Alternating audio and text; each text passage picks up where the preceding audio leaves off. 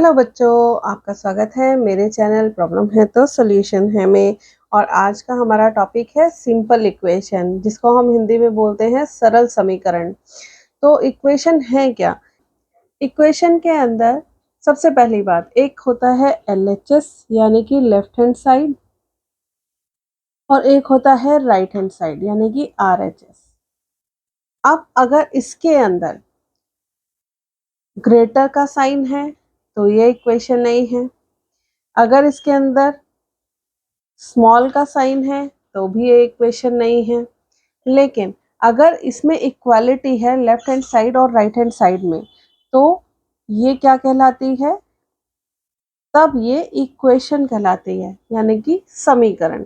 तो सरल समीकरण में क्या होता है कि जो लेफ्ट हैंड साइड या फिर राइट हैंड साइड होती है, ये दोनों आपस में इक्वल होती है। अगर ये छोटी है तो भी इक्वेशन नहीं कहलाती, ये बड़ी है तो भी ये इक्वेशन नहीं कहलाती।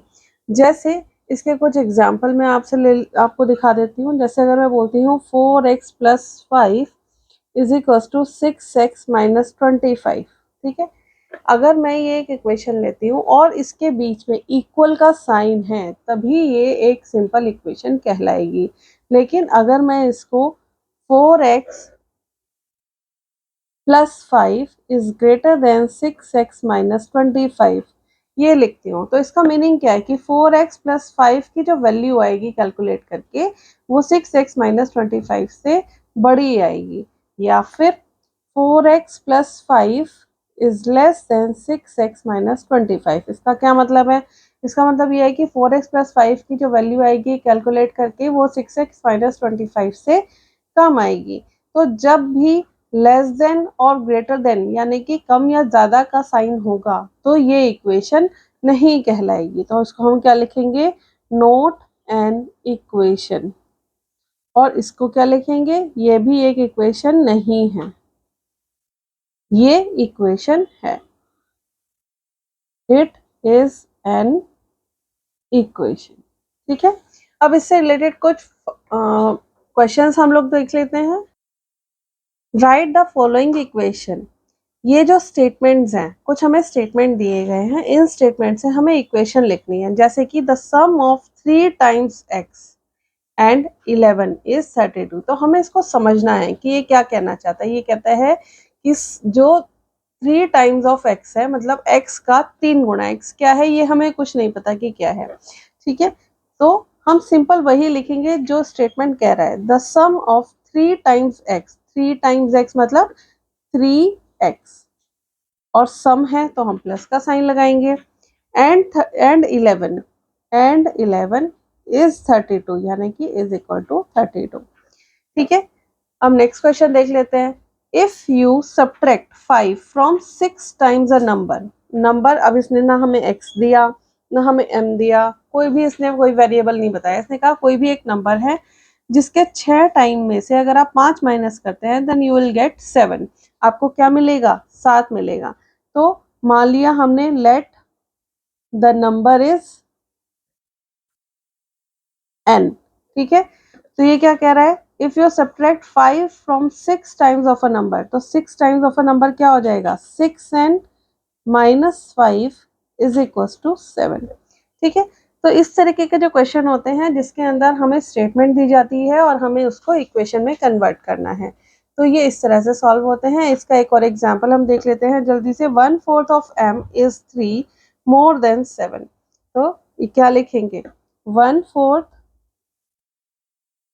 ऑफ m यानी कि m/4 is 3 more than 7। 3 more than 7 is 7 + 3 = 10। तो m/4 = 10 बन गई हमारी इक्वेशन, ठीक है। अब दूसरे टाइप के क्वेश्चन आते हैं। इसमें क्या है?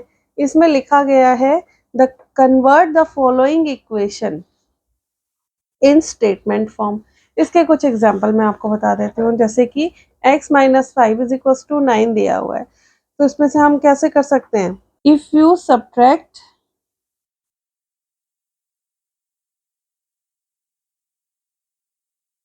5 from a number, you get 9। ठीक है, तो अगर हम किसी नंबर से 5 माइनस करते हैं तो हमें क्या मिलेगा 9। दूसरा एग्जाम्पल क्या है, 5p is equal to 20। 5p is equal to 20 को हम कैसे लिखेंगे, 5 टाइम्स द नंबर इज 20। ठीक है, फिर आता है आपका 3n + 7। The sum of 3 times of a number and 7 is 1। ठीक है, तो देखो कितना इजी है, ये जो हमारे सामने लिखा है वही हमने वर्ड्स में लिख दिया। अब आते हैं नेक्स्ट टाइप के क्वेश्चंस के लिए, जहां पर हमें एक इक्वेशन, एक स्टेटमेंट दी गई है और हमसे बोला गया है कि जो स्टेटमेंट है उसको इक्वेशन की फॉर्म में लिखो। ठीक है, अब ये हम कैसे करेंगे देखते हैं जरा। Consider the following situation, Raju's father's age is 5 years more than the 3 times Raju's age। तो हम सबसे पहले क्या करेंगे, हम राजू की एज मान लेते हैं। Let the age of Raju is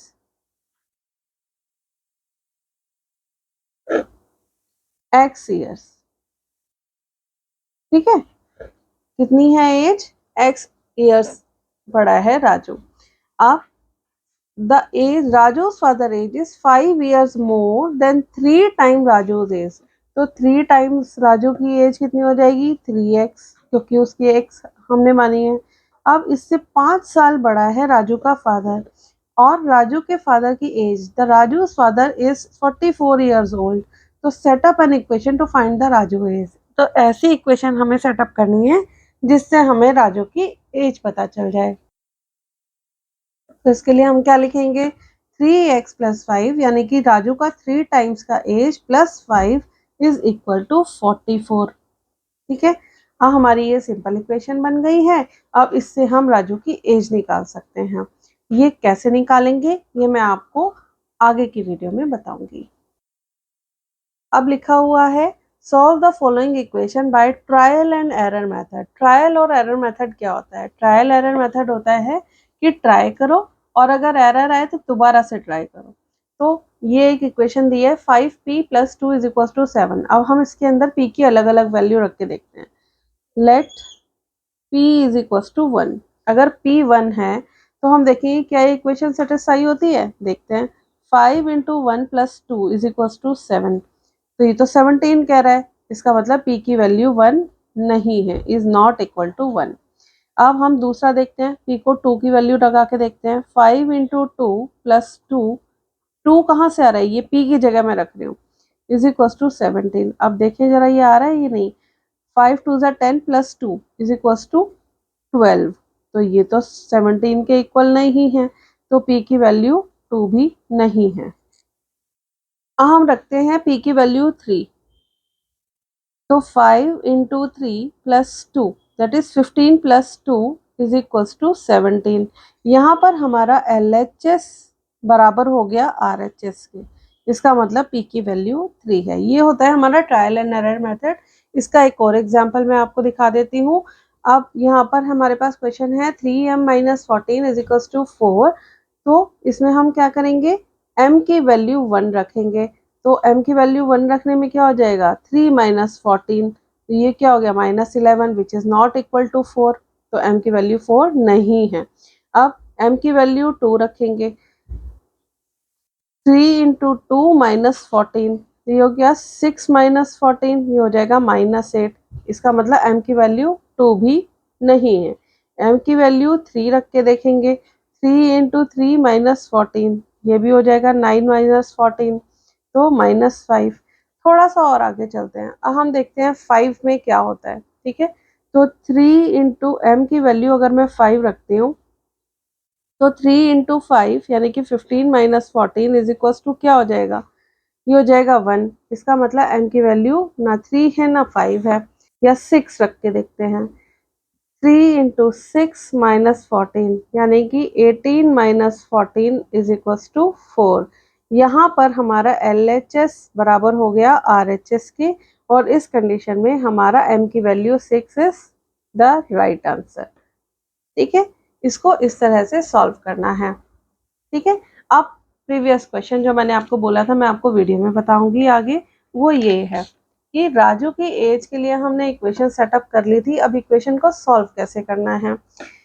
3x plus 5 is equal to 44, ये हमारी एक इक्वेशन सेटअप हुई। अब यहाँ से हमें इसकी वैल्यू निकालनी है, यानी कि राजू की एज की हमें वैल्यू निकालनी है। वो कैसे निकलेगी, उसके लिए हमें क्या करना पड़ेगा, जो वेरिएबल्स हैं उनको एक तरफ रखिए। जैसे 3x is equal to 44 minus 5, और कॉन्स्टेंट्स को एक तरफ ले जाइए। तो 3x बराबर क्या हो जाएगा, 4 माइनस 5, 14 माइनस 5 इज 9, और यहाँ पर हो गया 3। तो x इज इक्वल टू 39/3 यानी कि 13 आंसर। तो राजू की एज कितनी हो गई, 13 ईयर्स। ये हो गई हमारी राजू की एज। तो इसी तरह के क्वेश्चंस के लिए बने रहिए मेरे साथ। और हाँ, अगली वीडियो में मैं आपको बताऊंगी सिंपल इक्वेशंस का सॉल्यूशन, कि किस तरह से आप सिंपल इक्वेशंस को सॉल्व कर सकते हैं। तो मेरे साथ बने रहिए मेरे चैनल पे, जिसका नाम है प्रॉब्लम है तो सॉल्यूशन है पे। और हाँ, मेरे चैनल को लाइक कीजिए, शेयर कीजिए, सब्सक्राइब कीजिए और कमेंट कीजिए। अगर सब्सक्राइब कर दिया है तो थैंक यू, और अगर नहीं किया है तो प्लीज़ कर देना। उससे मेरा मोटिवेशन बना रहता है और आपको अच्छी नॉलेज भी मिलती है। Have a nice day, bye bye.